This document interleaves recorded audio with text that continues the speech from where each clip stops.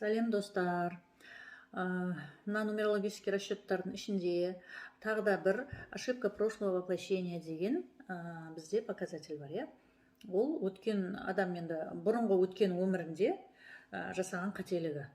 Ол қателікті бұл өмірінде жасамау керек. Себебі адамның енді мына душасы развиваться етеді ғой, душасы әр мына неге өмірге келген сайын мақсаттармен келеді. Сол мақсатты осы өмірде орындаса, келесі өмірде уже басқа мақсатпенен келеді да, и ол адам жаңағы ол душа дегенді өзіне керек жаңағы опытын алады, иә.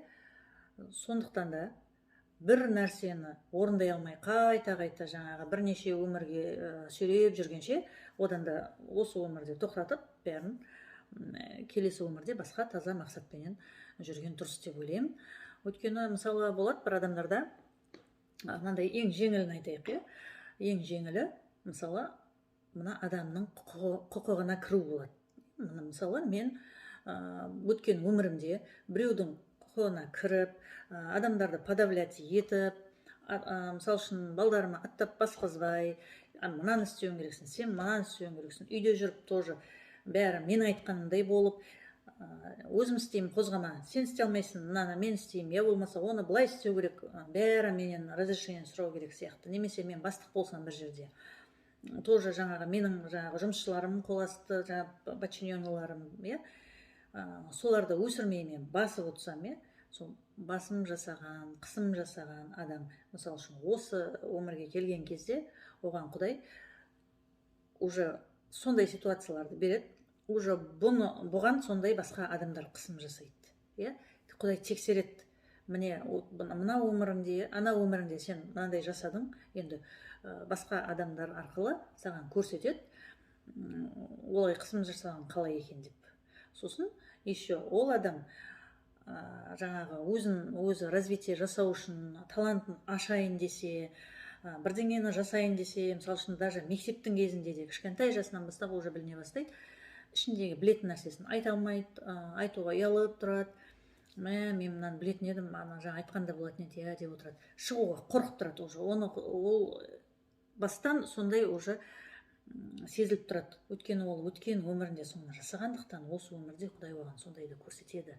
Сосын ол өскеннен кейін уже мен ертең обязательно сөйтем деп не қылады да, и қайтадан жаңағыдай өзінің гордынясы өседі, эгосы өседі да, ол басқа адамдарды басына бастайды. Неге? Ол қорғанып жатыр. Қорғанып, мен баспасам олар мені басып тастайды деп қорғанады.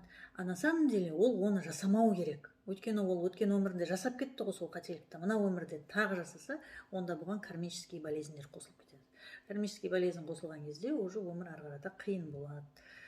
Сондықтан мына нумерологический расчетта біз ошибка прошлого воплощениені ең бірінші есептеп, мен ең бірінші соны қараймын.